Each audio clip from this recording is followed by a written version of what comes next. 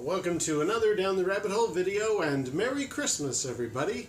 Time for me to talk about my Blade Runner tradition at Christmas time. You're probably wondering, what the heck does that refer to? And I just thought to myself, I want to describe this. It just makes perfect sense. I always do like a Christmas video, and this year's no different. I was thinking, what should I talk about? And I just thought to myself, well, this is the year I got so much Blade Runner stuff. Let's talk about my Blade Runner traditional Christmas thing that I do. To start with, though, let's have a little drink of the old Johnny Walker.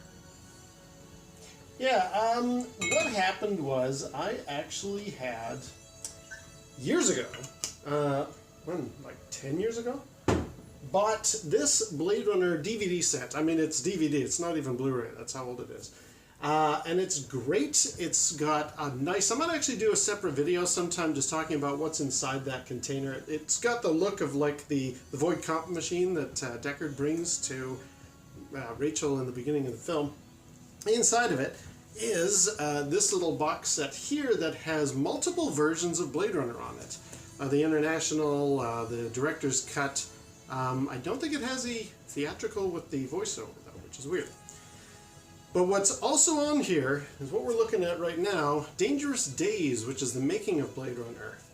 And that's got a connection to Christmas for me personally. But let's fire it up.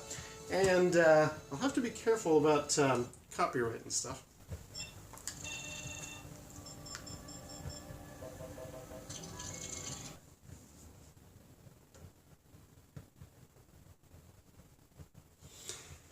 So, first of all, cheers for Christmas, or whatever you celebrate at this time of year. Good stuff.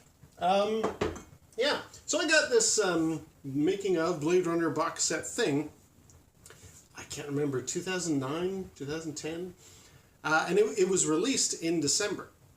And I was really looking forward to it, because they've been talking about the making of and all the different, this box set had been rumored for years. And I just thought, I can't wait to check this thing out. Then, of course, Christmas was rolling around. I had just bought the box set. And I was living with my wife, who at the time was my girlfriend, living at her place. She had a DVD player in her bedroom and the DVD in the main living room. And I thought, right, I got to wrap my Christmas presents because it's getting close. What's something that I can watch in the background while I'm doing that? And I just thought, hey, I still want to watch the Blade Runner making of, so why don't I throw that on there and check it out while I'm wrapping presents, which I'm actually going to do right now. I got one here, so let's just do my tradition. Why did it become a tradition? Because you'd think, okay, well, you're watching it once and you're good. No, what actually ended up happening is there's a lot on this box set. Like, it goes on for, I don't know, several hours worth. I really recommend, if you can possibly find this box set, it's also available in Blu-ray. Sorry for that loud paper rips there. If you can find this box set, it's really got some good stuff on it. Ironically, I got Blade Runner 2049 on Blu-ray, even in 3D, because I can watch it in with PlayStation VR. I can watch it in the 3D mode. Awesome production, or awesome presentation of that film. But it's got almost nothing on it for extras. It's got a little like, here's what it was like to start doing production, and here's some interviews with the cast, and discussions with Hampton Fancher, one of the writers who you're going to see here in a minute. And it's very good. I like it, but it's really kind of bare bones. Like, I was expecting that DVD release to be a lot like this. I thought, oh yeah, we're going to see deleted scenes, we're going to see interviews, all that kind of stuff. It wasn't really anything like that, so I was a little miffed.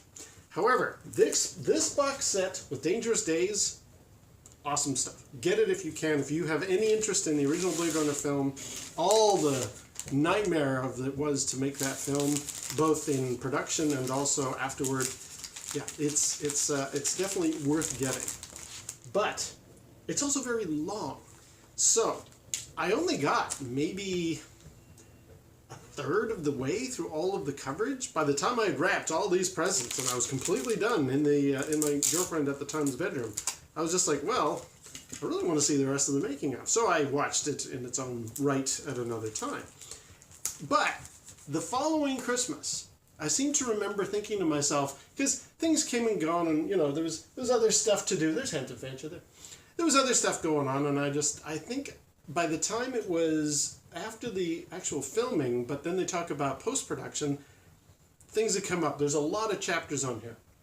And I just thought, all right, well, I'll get back to it. And I never did. So then I thought, right, I'll leave it, and it'll be one of those big, long making of special effect things, special features things, that I will eventually come back to and watch the rest of. And lo and behold, the following Christmas rolled around. We were still in where my wife was living at the time. And I thought, I've got to do some more wrapping of presents.